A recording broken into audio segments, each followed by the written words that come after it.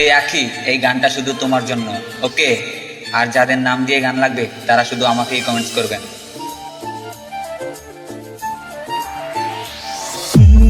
শুধু একবার বলতে পারো না, আখি আমার অন্য কারো না, আমি আখির জন্য